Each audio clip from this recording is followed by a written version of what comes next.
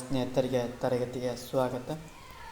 ತರಗತಿ ಪ್ರಾರಂಭ ಮಾಡಿಕೆ ಮುಂಚಿತವಾಗಿ ನಮ್ಮ ಒಂದು ಯೂಟ್ಯೂಬ್ ಚಾನಲಿಗೆ ಸಬ್ಸ್ಕ್ರೈಬ್ ಆಗಿ, ಜೊತೆಗೆ ಪ್ರತಿನಿತ್ಯ ತರಗತಿಗಳನ್ನು ವೀಕ್ಷಿಸಿ ಅನ್ನುತ್ತಾ ಇವತ್ತಿನ ತರಗತಿಯನ್ನು ಪ್ರಾರಂಭ ಮಾಡ್ತಾ ಹೋಗ್ತೇನೆ. ಇವತ್ತಿನ ತರಗತಿ ಬ್ಯಾಂಕುಗಳ ವಿಧಗಳು ಏನು? ಇವತ್ತಿನ ತರಗತಿಯೊಳಗೆ ಏನು ಚರ್ಚೆ ಮಾಡ್ತಾವಪ್ಪ ಅಂದ್ರೆ, ಒಂದನೇದು ಬ್ಯಾಂಕುಗಳ ಒಂದು ವಿಧಗಳ ಬಗ್ಗೆ ಚರ್ಚೆಯನ್ನು ಮಾಡ್ತಾ ಹೋಗ್ತೀವಿ.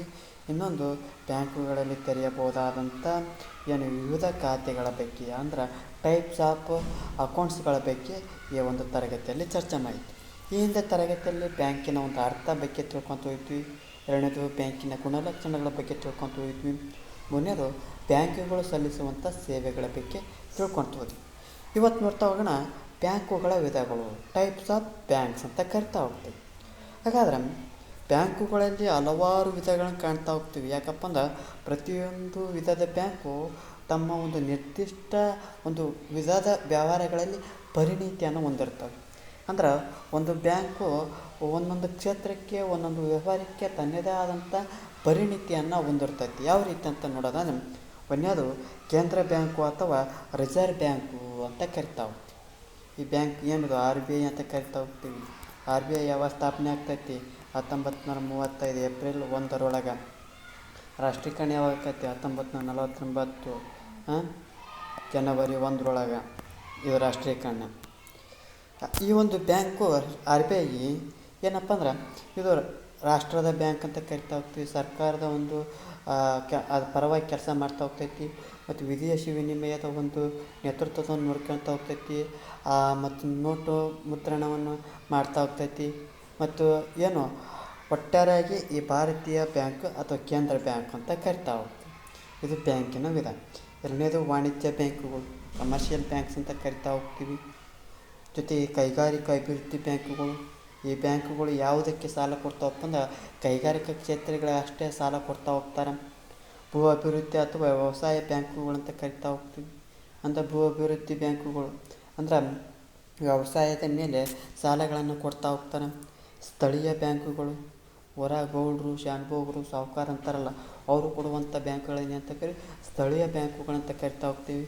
ಕೊನೆಯದಾಗಿ ಸಹಕಾರಿ ಬ್ಯಾಂಕುಗಳು, ಸೊಸೈಟಿ ಬ್ಯಾಂಕ್ಸ್ ಅಂತ ಕೇಳ್ತಾವಲ್ಲ, ಅವು ಸಹಕಾರಿ ಬ್ಯಾಂಕುಗಳು. ಒಟ್ಟಾರೆಯಾಗಿ 6 ಬ್ಯಾಂಕುಗಳನ್ನು ನೋಡ್ತಾ ಹೋಗ್ತೀವಿ. ಒಂದನೇದು ಕೇಂದ್ರ ಬ್ಯಾಂಕು RBI ಅಂತ ಕರಿತಾ ಹೋಗ್ತೀವಿ. ಎರಡನೇದು ವಾಣಿಜ್ಯ ಬ್ಯಾಂಕುಗಳು, ಕೈಗಾರಿಕಾ ಅಭಿವೃದ್ಧಿ ಬ್ಯಾಂಕುಗಳು, ವ್ಯವಸಾಯ ಬ್ಯಾಂಕುಗಳು, ಇನ್ನೊಂದು ಯಾವುದಿದೆ ಸಹಕಾರಿ ಬ್ಯಾಂಕುಗಳು, ಇನ್ನೊಂದು ಸ್ಥಳೀಯ ಬ್ಯಾಂಕುಗಳು ಅಂತಂದು ಕರಿತಾ ಹೋಗ್ತೀವಿ. ಇದಿಷ್ಟೇನಪ್ಪ ಅಂದರೆ ಬ್ಯಾಂಕುಗಳ ವಿಧಗಳ ಬಗ್ಗೆ ಮಾಹಿತಿ ಆಗ್ತದೆ. ಮುಂದುವರೆದು ನೋಡ್ತಾ ಹೋಗೋಣ ಬ್ಯಾಂಕುಗಳಲ್ಲಿ ತೆರೆಯಬಹುದಾದ ವಿವಿಧ ಖಾತೆಗಳು, ಟೈಪ್ಸ್ ಆಫ್ ಬ್ಯಾಂಕ್ ಅಕೌಂಟ್ಸ್ ಅಂತ ಕರಿತಾ ಹೋಗ್ತೀವಿ. ಎಷ್ಟು ಒಂದು ವಿಧದ ನೋಡ್ತಾವಪ್ಪ, 4 ರೀತಿಯ ಬ್ಯಾಂಕ್ ಖಾತೆಗಳನ್ನು ನೋಡ್ತಾ ಹೋಗ್ತೀವಿ. ಎಷ್ಟು? 4. ಒಂದನೇದು ಯಾವುದಪ್ಪ ಅಂದ್ರೆ ಉಳಿತಾಯ ಖಾತೆ ಅಂದ್ರೆ ಸೇವಿಂಗ್ಸ್ ಅಕೌಂಟ್, ಚಾಲ್ತಿ ಖಾತೆ ಕರೆಂಟ್ ಅಕೌಂಟ್, ಆವರ್ತ ಠೇವಣಿ ಖಾತೆ ರಿಕರಿಂಗ್ ಡೆಪಾಸಿಟ್ ಅಕೌಂಟ್, ನಿಶ್ಚಿತ ಠೇವಣಿ ಖಾತೆ ಫಿಕ್ಸ್ ಡೆಪಾಸಿಟ್ ಅಕೌಂಟ್ ಅಂತ ಕರಿತಾವೆ. ನಮಗೆ ನೋಡಿದ್ರೆ ಉಳಿತಾಯ ಖಾತೆ ಒಂದು ಗೊತ್ತೈತ್ರಿ, ಇದೇನ್ರಿ ಚಾಲ್ತಿ ಖಾತೆ, ಆವರ್ತ ಠೇವಣಿ ಖಾತೆ, ನಿಶ್ಚಿತ ಠೇವಣಿ ಖಾತೆ ಅಂತ ಏನನ್ನು ಹೇಳಕತ್ತಿರಲ್ಲ ಅಂತ ಅನ್ಬೋದು. ಏನೆಲ್ಲ ನೀವು ದಿನನಿತ್ಯ ಬಳಸ್ತಾ ಹೋಗ್ತೀರಿ, ಇವುಗಳ ಖಾತೆಗಳ ಒಂದು ಜ್ಞಾನ ಕಮ್ಮಿ ಇರ್ತೈತಿ. ಏನಲ್ಲ ಆ ಜ್ಞಾನವನ್ನು ನಾನು ತುಂಬ್ತಾ ಹೋಗ್ತೇನೆ. ಒಂದನೇದು ಉಳಿತಾಯ ಖಾತೆಯ ಬಗ್ಗೆ ಚರ್ಚೆಯನ್ನು ಮಾಡ್ತಾವೆ. ಉಳಿತಾಯ ಖಾತೆ ಅಂದ್ರೇನು? ಸೇವಿಂಗ್ಸ್ ಅಕೌಂಟ್ ಅಂದ್ರೆ ಸೇವ್ ಮಾಡೋದು, ಹಣವನ್ನು ಉಳಿತಾಯವನ್ನು ಮಾಡೋದು. ಸಾಮಾನ್ಯವಾಗಿ ಈ ಒಂದು ಖಾತೆಯನ್ನು ಯಾರು ತೆಗಿತಾರಪ್ಪ ಅಂದ್ರೆ, ಸಾಮಾನ್ಯವಾಗಿ ವೇತನವನ್ನು ಪಡೆಯುವವರು ಅಥವಾ ಒಂದು ನಿಯಮಿತ ಆದಾಯವನ್ನು ಹೊಂದಿರುವಂಥ ಜನರಿಂದ ಉಳಿತಾಯ ಖಾತೆಯನ್ನು ಏನು ಮಾಡ್ತಾ ಹೋಗ್ತಾರೆ? ತೆರೆಯಲ್ಪಡ್ತಾ ಹೋಗ್ತಾರೆ. ಈ ಒಂದು ಸೌಲಭ್ಯವನ್ನು ಯಾರು ಅವಕಾಶ ಮಾಡ್ತಾ ಹೋಗ್ತಾರಪ್ಪ ಅಂದ್ರೆ, ವಿದ್ಯಾರ್ಥಿಗಳು, ಹಿರಿಯ ನಾಗರಿಕರು, ಪಿಂಚಣಿದಾರರು ಈ ಒಂದು ಖಾತೆಯನ್ನು ತೆರೆಯಲಿಕ್ಕೆ ಏನೈತೆ ಅವಕಾಶವನ್ನು ಕೊಡ್ತಾ ಹೋಗ್ತಾರೆ. ಜೊತೆಗೆ ಈ ಒಂದು ಖಾತೆಯು ಜನರ ಒಂದು ಹಣವನ್ನು ಏನು ಮಾಡ್ತಾ ಹೋಗ್ತೈತಿ? ಉಳಿತಾಯ ಮಾಡಲು ಸಾಕಷ್ಟು ಸಹಾಯವನ್ನು ಮಾಡ್ತಾ ಹೋಗ್ತೈತಿ.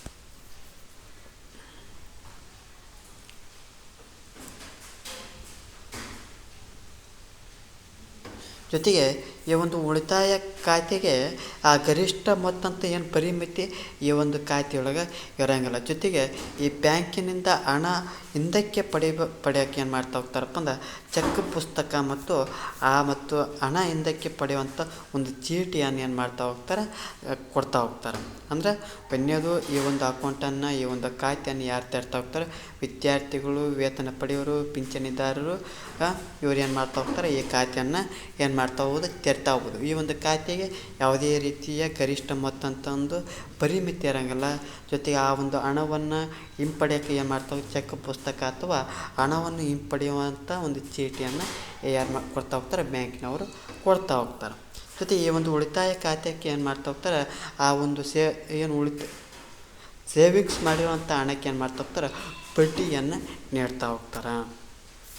ಎರಡನೇ ನೋಡ್ತಾ ಹೋಗೋಣ, ಚಾಲ್ತಿ ಖಾತೆ, ಕರೆಂಟ್ ಅಕೌಂಟ್ ಅಂತ ಕರೀತಾರೆ. ಇದನ್ನು ಯಾವ ರೀತಿಯ ಕರೆಂಟ್ ಹೆಂಗಪ್ಪ ಒಂದು ಕಡೆಗೆ ಇರ್ತೈತೆ, ಅದು ಯಾವಾಗಲೂ ಹರಿದಾಡ್ತಾನೆ ಇರ್ತೈತಿ, ಏನು ಚಾಲ್ತಿಯಲ್ಲೇ ಇರ್ತೈತಿ. ಆ ರೀತಿ ನೆನಪಿಡಬೇಕು.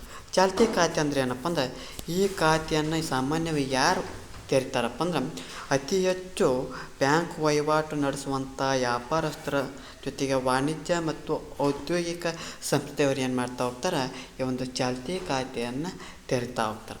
ಇಲ್ಲಿ ಠೇವಣಿಗಳ ಒಂದು ಮರುಪಾವತಿ ಮತ್ತು ಬೇಡಿಕೆ ಠೇವಣಿಗಳು ವ್ಯವಹಾರಗಳ ಮೂಲಕ ಏನಾಗ್ತವೆ, ಹಣವನ್ನು ಹಿಂಪಡೆಯೋಕ್ಕೆ ಸಾಧ್ಯ ಆಗ್ತೈತಿ. ಅಂದ್ರೆ ಈ ಒಂದು ಖಾತೆಯನ್ನು ಯಾರು ಜಾಸ್ತಿ ತೆಗಿತಾರಪ್ಪ ಅಂದ್ರೆ, ಅತಿ ಹೆಚ್ಚು ಬ್ಯಾಂಕಿನಲ್ಲಿ ವಹಿವಾಟನ್ನು ನಡ್ತಾವೆ. ಅಂದ್ರೆ ಆಗಲಿ ನೋಡ, ಅವ ಯಾರು ಆಗಲಿ ದಿವಸ ಒಂದು ಬ್ಯಾಂಕಿಗೆ ಹೋಗ್ಯಾ ಬರ್ತಾನೆ ನೋಡ, ಅಷ್ಟು ಒಂದು ವಹಿವಾಟನ್ನು ಮಾಡ್ತಾ ಹೋಗ್ತಾನೆ. ಅಂದ್ರೆ ಅತಿ ಹೆಚ್ಚು ಯಾರು ವಹಿವಾಟವನ್ನು ಮಾಡ್ತಾ ಹೋಗ್ತಾರೆ, ಯಾವ ಒಂದು ಖಾತೆಯನ್ನು ತೆರೆದಿರ್ತಾರಪ್ಪ ಅಂದ್ರೆ ಚಾಲ್ತಿ ಖಾತೆಯನ್ನು ತೆರೆದಿರ್ತಾರೆ. ಜೊತೆಗೆ ಇಲ್ಲಿ ಠೇವಣಿಗಳ ಒಂದು ಮರುಪಾವತಿ ಅಂದ್ರೆ ಒಳ್ಳೆ ರಿಟರ್ನ್ ಆಗ್ತಾ ಹೋಗ್ಬೋದು, ಮತ್ತು ಬೇಕಂದ್ರೆ ಬಿಡಿಸ್ಕೋಬೋದು. ಅಂದ್ರೆ ಆ ಒಂದು ಈ ಪಾವತಿ ಮತ್ತು ಹಿಂದಕ್ಕೆ ಏನು ದಿನನಿತ್ಯ ಎಷ್ಟು ಬೇಕಾದರೂ ಅಷ್ಟನ್ನು ಈ ಒಂದು ಖಾತೆಯ ಮೂಲಕ ಏನು ಮಾಡ್ತಾವೆ, ಬಿಡಿಸ್ಕೋಬೋದು. ಅಂದ್ರೆ ಹಣವನ್ನು ದಿನಕ್ಕೆ ಎಷ್ಟು ಬಾರಿ ಆದರೂ ತುಂಬಬಹುದು, ಜೊತೆಗೆ ಎಷ್ಟು ಬಾರಿ ಆದರೂ ಏನು ಮಾಡ್ಬೋದು, ಹಿಂಪಡೆಯಬಹುದು. ಅಂದ್ರೆ ಏನು, ದಿನಕ್ಕೆ ಎಷ್ಟು ಬಾರಿ ಆದರೂ ಏನು ಮಾಡ್ಬೋದು, ಹಣವನ್ನು ತುಂಬ್ತಾ ಹೋಗ್ಬೋದು. ಜೊತೆಗೆ ದಿನಕ್ಕೆ ಎಷ್ಟು ಬಾರಿ ಆದ್ರೂ ಹಣವನ್ನು ಏನು ಮಾಡ್ತಾ ಹೋಗ್ಬೋದು, ಹಿಂಪಡೆಯಬಹುದು.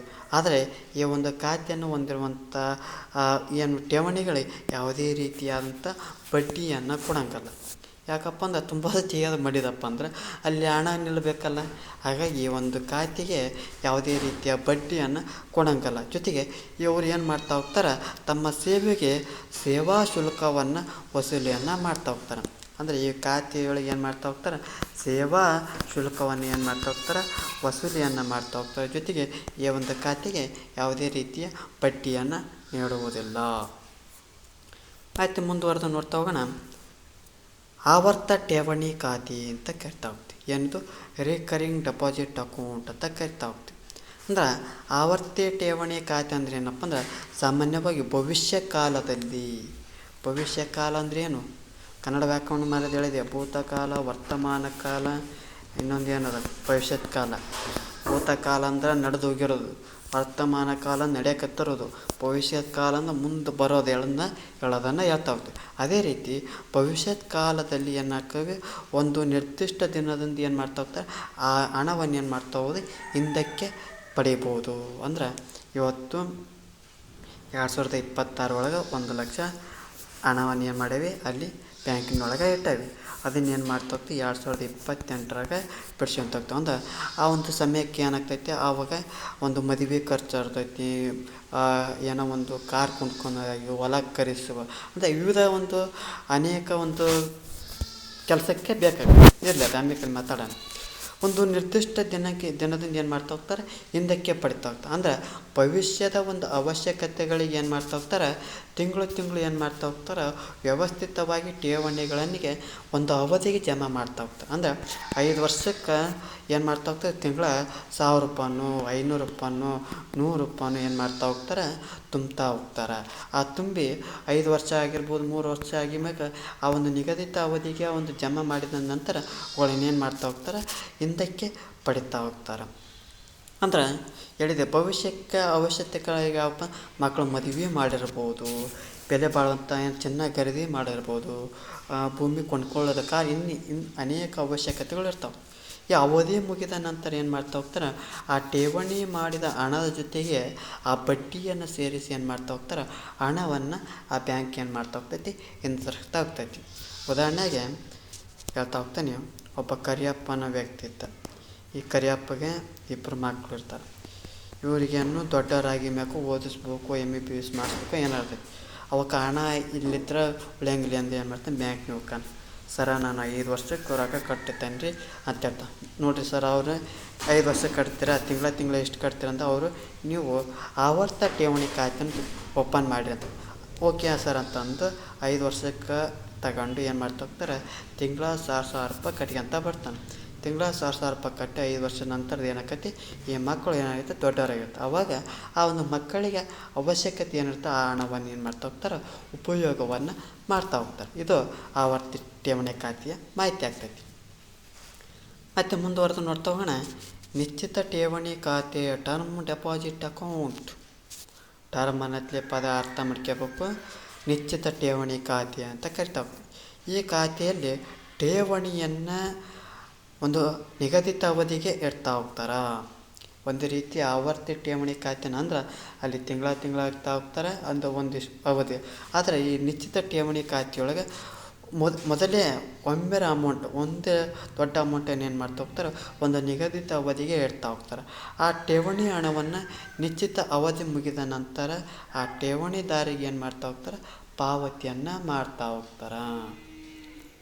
ಏನು ಮಾಡ್ತಾ ಹೋಗ್ತಾರೆ, ಆ ಒಂದು ಹಣವನ್ನು ಇಟ್ಟ ನಂತರ ಏನು ನಿಗದಿತ ಅವಧಿಗೆ ಇಡ್ತಾ ಹೋಗ್ತಾರೆ. ಆ ನಿಗದಿತ ಅವಧಿ ಮುಗಿದ ನಂತರ ಆ ಠೇವಣಿ ಹಣವನ್ನು ನಿಶ್ಚಿತ ಅವಧಿ ಮುಗಿದ ನಂತರ ಠೇವಣಿದಾರಿಗೆ ಪಾವತಿಯನ್ನು ಮಾಡ್ತಾ ಹೋಗ್ತಾರೆ. ಅದು ಒಂದು ರೀತಿಯ ಒಂದು ನಿಶ್ಚಿತ ಅವಧಿ ಆಗಿರ್ಬೋದು. ಏನಪ್ಪ ಅಂದ್ರೆ 6 ತಿಂಗಳಾಗಿರ್ಬೋದು, 1 ವರ್ಷ ಆಗಿರ್ಬೋದು, 5 ವರ್ಷ ಆಗಿರ್ಬೋದು, 10 ವರ್ಷ ಆಗಿರ್ಬೋದು. ಆದ್ರೆ ಇಲ್ಲಿ ಮುಖ್ಯವಾಗಿ ಈ ಠೇವಣಿ ಹಣವನ್ನು ನಿಗದಿತ ಅವಧಿಗೆ ಮುಂಚೆ ಹಿಂದಕ್ಕೆ ಪಡೆಯಲು ಸಾಧ್ಯವಿಲ್ಲ. ನೀನು 6 ತಿಂಗಳಿಗೆ ಸೇರ್ ಕಟ್ಟಿ ಬಂದಿರ್ತೆ, 6 ತಿಂಗಳು ಮುಗಿಯೋವರೆಗೂ ನಿಮ್ಮ ಒಂದು ಹಣವನ್ನು ರಿಟರ್ನ್ ಕೊಡೋಂಗಿಲ್ಲ. 5 ವರ್ಷ ಕಟ್ತಾ ಇದೆಯಾ, 5 ವರ್ಷ ಮಟ್ಟ ನಿಮ್ಮ ಹಣವನ್ನು ಕೊಡೋಂಗಿಲ್ಲ. ಆದರೆ ಆವರ್ತ ಠೇವಣಿ ಖಾತೆಯೊಳಗೆ ಕಟ್ತಾ ಹೋಗೋದು, ಬಿಡಿಸ್ಕೊತಾ ಹೋಗ್ಬೋದು. ಆದರೆ ಈ ಒಂದು ಖಾತೆಯೊಳಗೆ ಯಾವುದೇ ರೀತಿಯ ನಿಗದಿತ ಅವಧಿ ಮುಂಚೆಗೆ ಹಣವನ್ನು ಏನು ಮಾಡ್ತಾವಂದ್ರೆ ಕೊಡೋಂಗಲ್ಲ.